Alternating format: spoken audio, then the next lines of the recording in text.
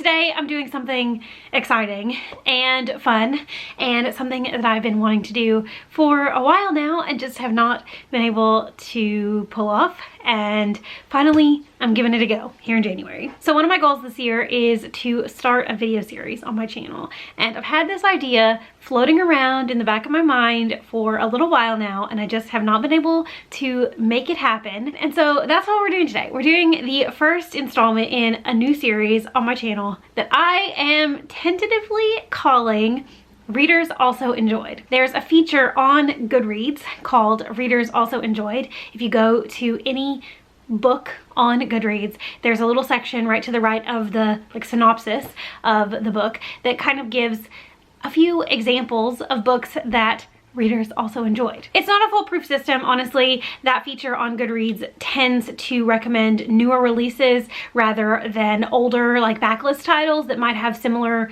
themes or whatever to the book that you're looking at. It also definitely promotes what's popular. I'm sure it is in some way dictated by the Goodreads algorithm that just shows what books are being read the most, and obviously if there's overlap, then it's just saying if somebody enjoyed this book, then they probably will enjoy this one as well. And it doesn't always necessarily fall in the same genre or the same age range or anything like that. It's pretty random. But that feature on Goodreads did give me the idea for this video, which is that I'm going to pick a book that I personally loved, a personal favorite of mine, and I'm going to pick a couple of books that might be similar in some way to that book, whether it be in themes or plot or whatever, and see if I enjoy those books as much as I enjoyed my original pick. So for this first installment of Readers Also Enjoyed, I had to pick a book that is pretty well liked across the board. This is a book that I think people tend to give 4 or 5 stars. I have seen some negative reviews of it, obviously, but this is a book that is kind of a booktube darling, and it is, of course, The 7 Husbands of Evelyn Hugo by Taylor Jenkins Reid. This is such a popular book on booktube. If you don't know what it's about, I would honestly be shocked, because even if you haven't read it, I would venture to guess that you've probably at least heard of it or seen it featured in videos before. I felt like this was a pretty safe choice. It's one of my personal favorite books, so I felt like it was a good choice to go for this first installment of Readers Also Enjoyed. And also there's some books that I have been putting off reading for whatever reason that I think are going to be very similar in nature to The 7 Husbands of Evelyn Hugo. So I felt like it was a perfect time to get around to reading some books that I truly think I'm going to enjoy. So this book follows a movie star named Evelyn Hugo. Think of her as kind of a Marilyn Monroe, Elizabeth Taylor-esque kind of character. She is well known in the celebrity world as having 7 husbands, and she's also pretty well known for being a bit reclusive in her older life. She has never really given an interview, and she's never really told anybody her life story. She's never really talked about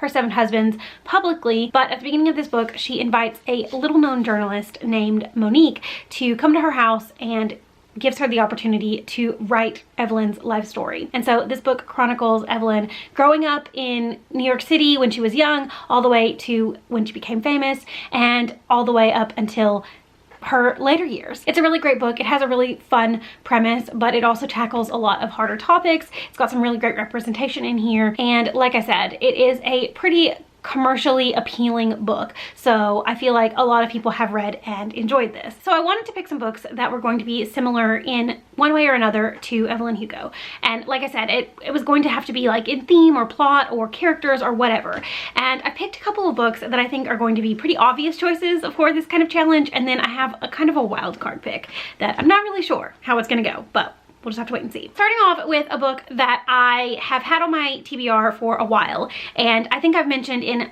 multiple videos how similar the premise to this book sounds to The 7 Husbands of Evelyn Hugo, and that is The 13th Tale by Diane Satterfield. This is about a woman who gets an invitation to come to this very reclusive author's home. This author has, again, like Evelyn Hugo, never really given a public interview. Nobody knows the truth of her life story. And she decides that it's time to tell the world exactly who she is. And so she invites this woman who owns a bookstore and runs a bookstore, but is also kind of an amateur biographer, to come and hear her life story. And so I think it's going to have a lot of similar themes and plot points to The Seven Husbands of Evelyn Hugo. And it's, like I said, been on my TBR for a while. I've only heard fantastic things about it, so I'm very excited about this book. The next book is another book that is, I think, going to be pretty similar in plot to The Seven Husbands of Evelyn Hugo, and that is City of Girls by Elizabeth Gilbert. This is about a woman who is telling her life story to a younger woman, and it's all about her living in New York City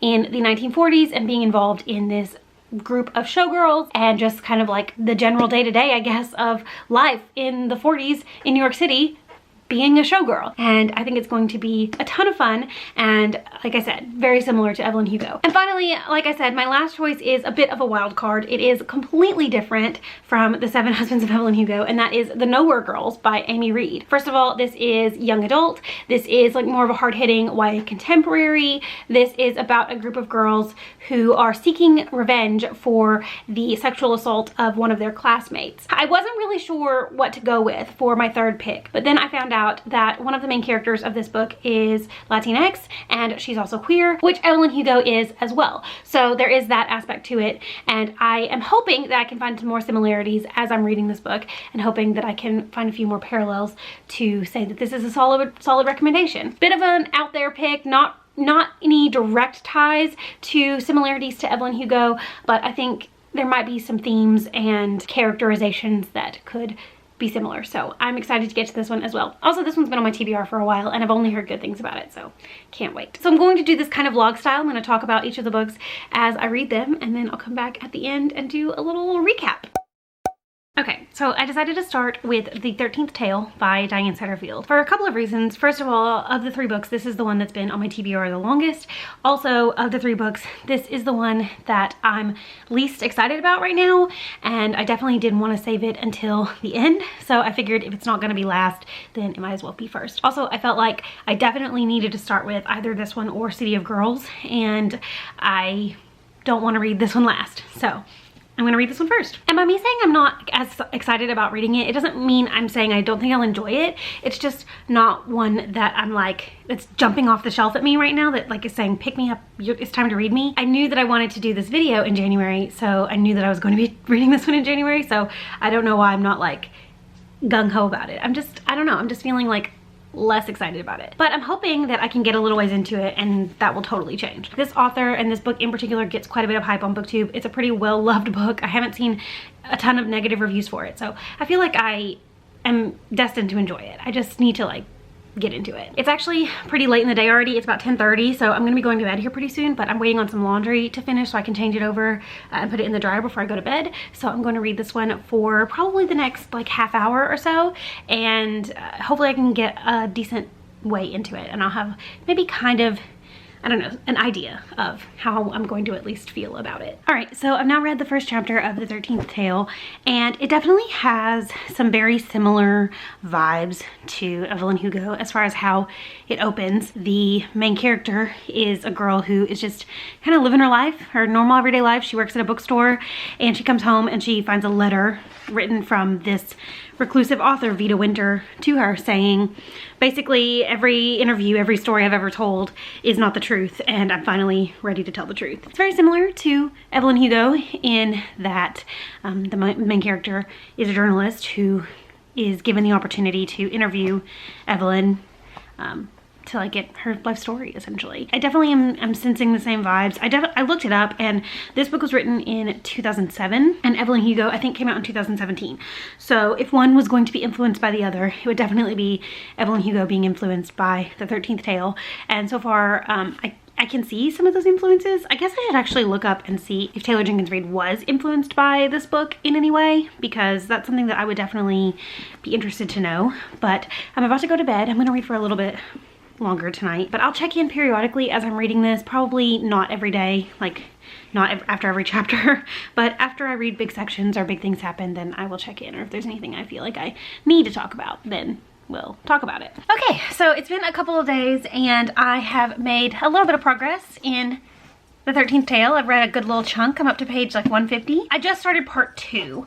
It's broken up into, I think, 3 parts, and I just started part 2. I have been alternating reading this physically and listening to the audiobook because I've had a little bit of downtime at work the last couple days that has allowed me to listen to the audiobook while I am doing just some general tasks while I'm sitting at my desk. And I definitely think that if you like Evelyn Hugo, that this is a book that you would probably also enjoy. But while Evelyn Hugo is historical fiction, technically, it doesn't really feel like historical fiction because, I don't know, it just got this like very contemporary feel to it. It got like kind of a modern set of characters, and it doesn't read like typical historical fiction. This book, however, definitely reads like historical fiction. It definitely has the air of historical fiction, which is not a problem. Obviously, like, I like historical fiction, but even the sections that are told like in the present day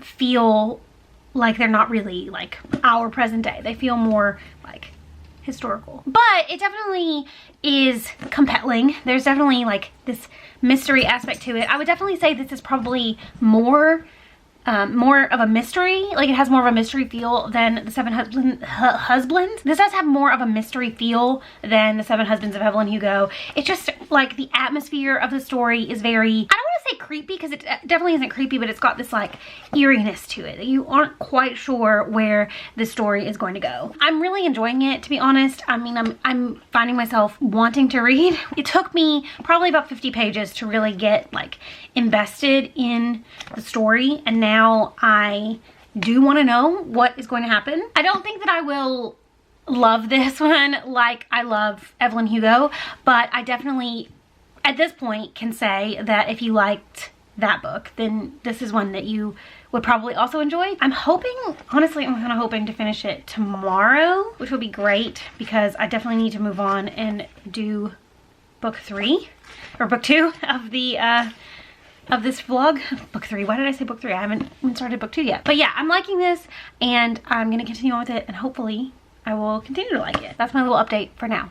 I probably won't update again until I finish it, to be honest, because I can't imagine, unless something major happens where I'm like, oh no, this is definitely not a book I would recommend. I don't know that I'll have much more to say before I finish it, but so far so good. I'm glad that I'm reading it. Okay, so I finished The 13th Tale by Diane Satterfield. I actually finished it last night, but it was pretty late and I had not washed my hair, so I did not vlog last night when I finished it. Also, I just wanted to kind of let it sit in my brain for a little bit before I continued with this vlog to tell my final thoughts about this book. So in the end, I actually ended up really enjoying it. I definitely feel like the beginning was a little bit slow. It definitely took me probably 50 pages. I think I've said this before. It probably took me about 50 pages to get really engaged with the story, to care about the characters, and to want to know what was going to happen next. But once I was hooked, I flew through this book. I finished it basically in 2 days, and I listened to the majority of it on audio, which I would highly recommend. I really enjoyed the audiobook. It's got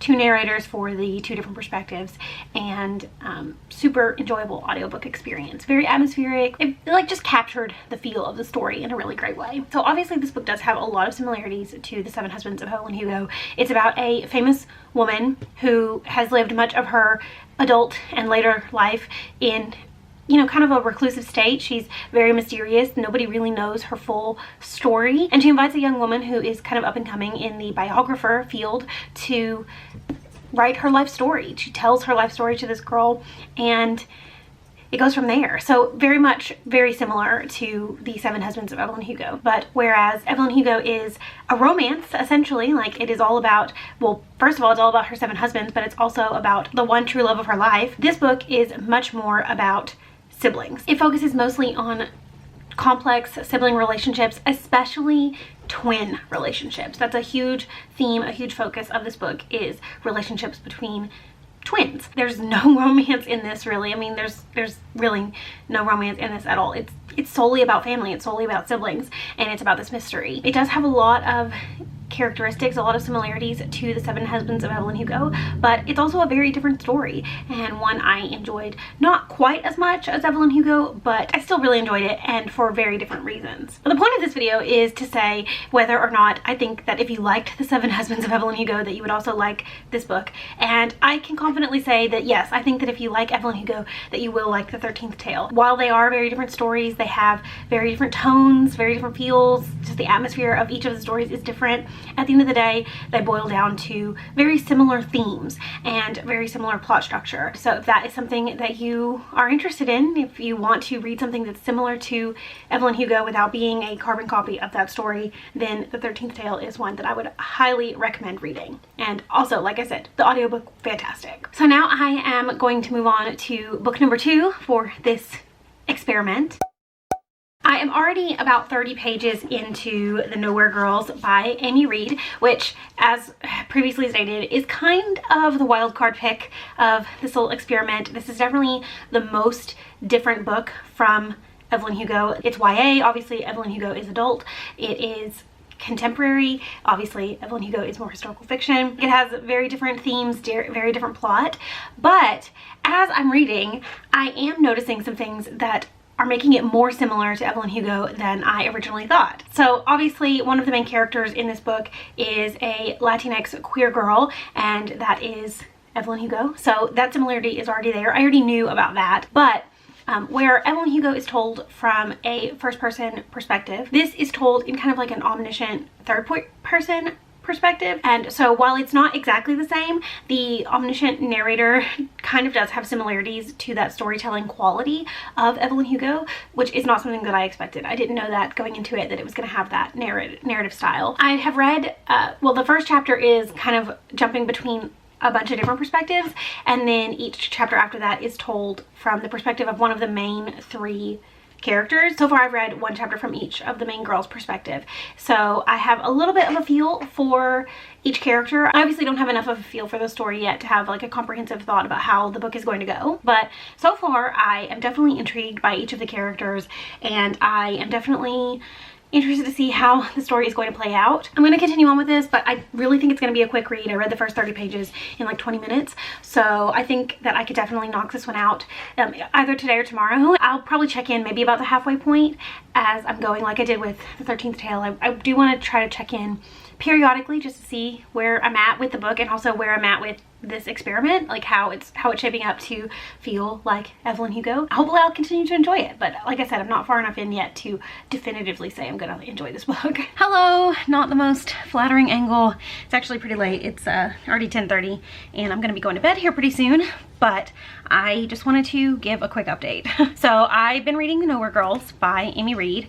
I got 100-ish pages in, and I'm having a lot of issues with it, and so I'm just going to talk through some of those issues and explain to you why I am actually going to be DNFing in this book. So as I've previously mentioned, this is about 3 girls who are seeking revenge on these guys who raped a girl that went to their school. Nobody believed her and she got run out of town, and so they are seeking vengeance, trying to bring justice to this situation. And I have typically really enjoyed books in the past that have that kind of, like, I don't want to say message, but like kind of have that theme, you know, like bringing justice to sexual assault victims. For example, like The Female of the Species by Minnie McGinnis is one of my favorite books, and those topics are heavily discussed in that book. And I think if I were to continue on with this book, I definitely would get those same themes, that same message kind of throughout the book, but I'm having some issues with other aspects of the book that are kind of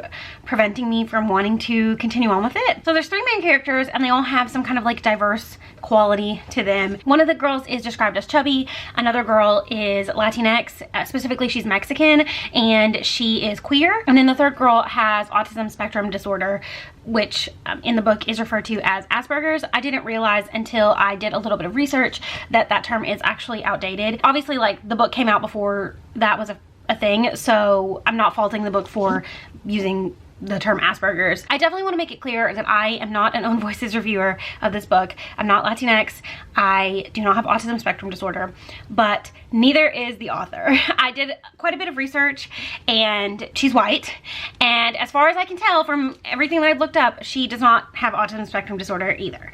And so I'm having some issues with the representation in the book. Like I said, not an Own Voices reviewer, but I did a lot of research. I Googled and tried to find some Own Voices reviews of this book from people, specifically from people who have autism spectrum disorder, because I felt very icky about that representation in this book. If you know of any Own Voices reviewers for this book, please let me know. I really tried to find something. I went through all the Goodreads reviews. I just did like a regular Google search and tried to find something, and I just could not find any reviews to talk about like the representation in this book. But for me, as a person who does not identify this way or does not have autism spectrum disorder, I did not like the representation. Everything about it felt very icky to me. And I did see some other reviews from people who, like me, said not an Own Voices reviewer, but this representation made me uncomfortable. And if reading this book does represent your experience, I would really love to know, because I would like to find reviews that are Own Voices that could help me kind of understand like why I feel very icky about the way that these things are described. To me, it reads like a lot of stereotypes. Like this author figured out like all the main stereotypes for Latinx queer girls and chubby girls and people that have autism spectrum disorder and just threw them all in this book. Also, it just kind of feels like the message of the book is very heavy-handed. Like obviously this is a feminist book and it definitely wants you to celebrate and support women supporting other women, and while that is fantastic, this book does not leave any room for nuance. Like this is going to spoon feed you exactly what the author wants you to feel about these situations, this storyline, and I just wish that she gave her readers a little bit more credit, because this is a pretty, I don't want to say popular, but it is a pretty like often used theme, trope, whatever, to kind of have this idea going in the book. Everything about it is just, it's just a little bit too much for me. So I don't want to continue on reading it because I'm not enjoying it, and I don't want to like force myself to get through it and then like be in a reading slump or like want to abandon this whole video project because I made myself read something that I wasn't enjoying. I definitely didn't want to be DNFing a book in my very first Readers Also Enjoyed video, but I don't want to force myself to read something that I'm not enjoying. So I am going to be DNFing this, and I'm going to be unhauling it. I'm sad about it. I wish it wasn't the case, but it is what it is, and I can't really do anything about it. And while I do think that this message of feminism and supporting women and also like justice for sexual assault victims is so important and so necessary, there are books, in my opinion, that are doing it better. And obviously, like, in terms of, does it relate to Evelyn Hugo at all? I wouldn't recommend it. Like, I wouldn't recommend it as a book on its own, but I definitely wouldn't recommend it as a book to read if you also enjoyed Evelyn Hugo. It was a wild card pick. I knew that going in. We all knew that going in, that this was going to be the most out there choice for this kind of project.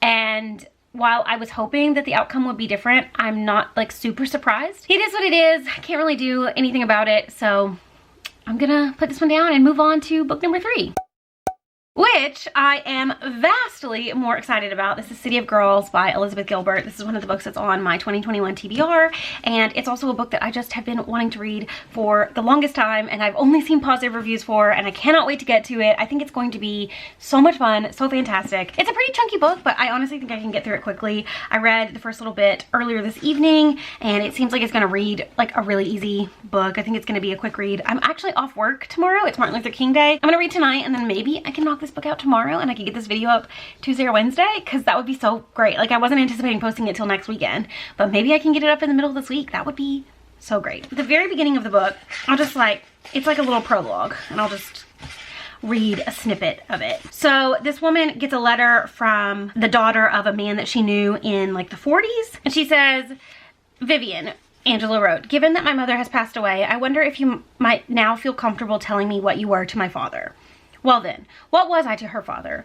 Only he could have answered that question. And since he never chose to discuss me with his daughter, it's not my place to tell Angela what I was to him. I can, however, tell her what he was to me." So it seems like it's going to be a woman telling a younger woman her story, but this one seems like it's going to focus more on a potential romance or some kind of complex relationship between the main character, whose name is Vivian, and a man that she knew in the 40s. I'm actually gonna go lay in bed for a little bit. I'm gonna read this, try to get a good chunk of the way in, and I will come back and let you know how I'm feeling about it as I continue on. I know this is where I was sitting in my last clip, but I'm just waiting for dinner to be done, and my camera was already set up here, so we're sitting here again. I'm about 50% through City of Girls by Elizabeth Gilbert, and I'm really enjoying this book so far. I was right when I said it was going to be so easily readable. It is like compulsively readable.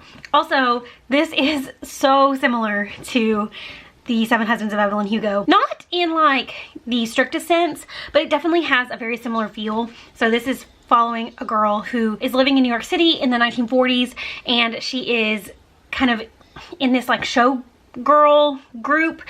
She is staying at this theater with her aunt, and her aunt like puts on these little shows in the evenings, and she becomes friends with all these showgirls. So it does have that like glamour aspect that Evelyn Hugo does, you know, with old Hollywood and stuff. Although obviously this is not quite the same. This is not old Hollywood. It is New York City. It's a little bit more gritty. It is definitely like on the cusp of World War II. So there's a lot of talk about war in this one. I have been doing a lot of housework today, so I've been alternating kind of reading it physically and listening to the audiobook, because I definitely wanted to like try to get a good chunk of this read today, but I also needed to do a bunch of stuff around my house. So I just been like reading a couple chapters like physically, and then I will get up and do housework and whatever, and I will listen to the audiobook.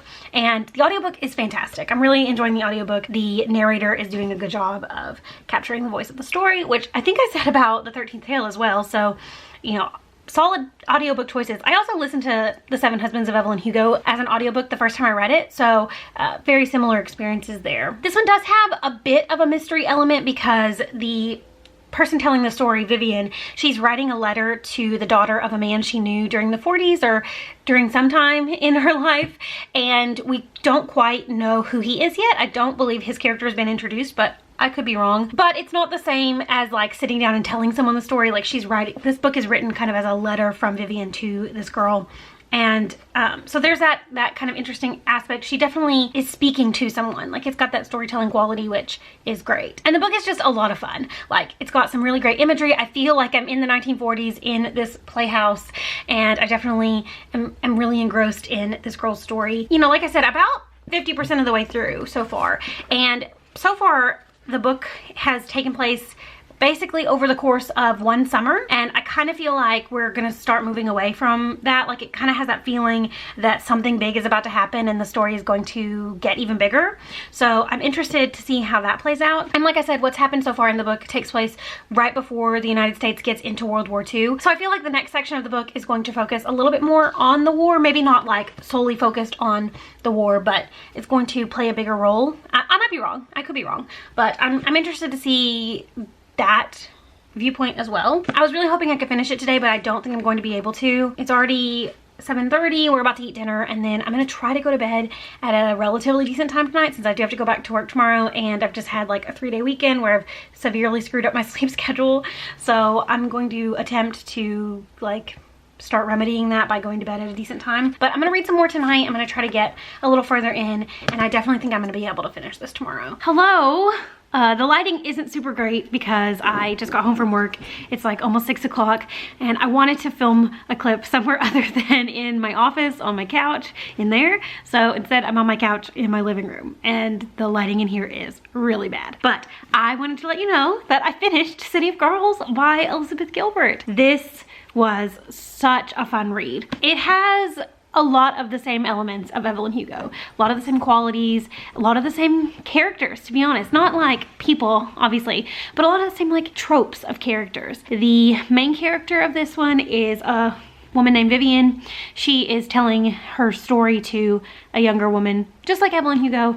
And to be honest, Vivian is not a super likable character. She's very selfish. She does things for her own personal interest. She definitely has no qualms about her attitude towards life and towards other people. And that's very much an Evelyn Hugo quality. Something else that is very similar to The Seven Husbands of Evelyn Hugo is that it's very episodic in nature. You know, obviously Evelyn Hugo's story is framed around her telling the story of each of her 7 husbands. And it's, you know, kind of very episodic in nature because obviously she's kind of a different person with every single one of her husbands. It does also have a little bit of that episodic quality. Not quite to the same extent because the first 50-ish% of this book takes place over the course of about 3 months.